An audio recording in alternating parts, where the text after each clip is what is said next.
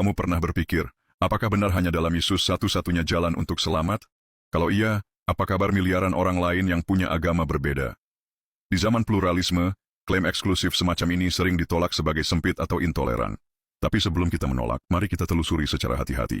Apakah eksklusivitas kekristenan masuk akal? Dan kalau iya, apa alasannya? Berikut 5 alasannya. 1. Semua klaim kebenaran itu eksklusif. Kalau ada yang mengatakan semua jalan benar, sebenarnya itu juga klaim bahwa klaim lain salah. Kalau Yesus berkata, "Akulah jalan dan kebenaran dan hidup," tidak ada seorang pun yang datang kepada Bapa kecuali melalui aku. Yohanes 14 ayat 6, klaim ini berbenturan secara substansial dengan ajaran agama lain. Ini bukan kecaman, tapi realitas logis. Dua pernyataan yang bertentangan tidak bisa benar sekaligus. Jadi, masalahnya bukan haruskah eksklusif, tapi apakah benar? 2. Yesus bukan sekadar klaim, ia membuktikannya. Kekristenan bukan sekadar mengklaim jalan yang benar, tapi menawarkan dasar alasan bahwa jalan itu sah. Yesus hidup tanpa dosa, di luar jangkauan manusia biasa. Nubuat-nubuat lama tentang Mesias digenapi dalam hidupnya.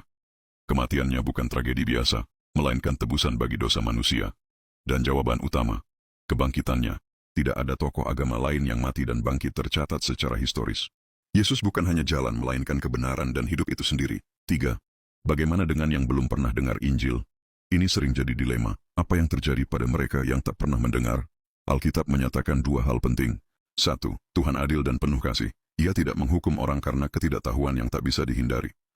2. Manusia memiliki cahaya umum melalui ciptaan dan nurani. Roma 1-2. Ini membuat semua orang berdosa, tapi juga bertanggung jawab. Kasus seperti Cornelius dalam Kisah Para Rasul 10 menunjukkan, Tuhan bisa menyatakan Injil tanpa harus melalui gereja formal.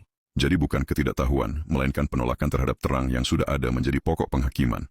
Tetapi Injil tetap jalan keselamatan yang pasti, jaminan yang Allah sediakan. 4. Tidak adil rasanya? Pertanyaan klasik. Bukankah tidak adil kalau cuma bisa diselamatkan lewat Yesus? Sayangnya, manusia sebenarnya tidak layak diselamatkan karena dosa. Kita semuanya bersalah.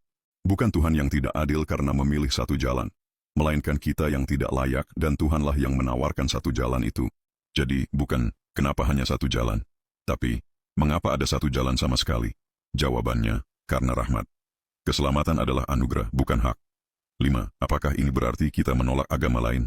Eksklusivitas kekristenan tidak berarti kita menghina atau meremehkan agama lain. Itu hanya berarti klaim kebenaran itu logis dan alkitabiah. Hal ini juga mendorong kita untuk menggunakan hati dan akal bersama. Tidak fanatik, tapi panggilan alkitabiah. 1 Petrus 3:15. Mengasihi dengan kejujuran, membuka jalan keselamatan, bukan menyembunyikannya. Penutup, jalan itu terbuka, tapi pilihan tetap kamu. Jika ada satu jalan, yakni Yesus, maka pertanyaannya bukan sekadar, apakah eksklusif, melainkan, akankah kamu menerima jalan itu?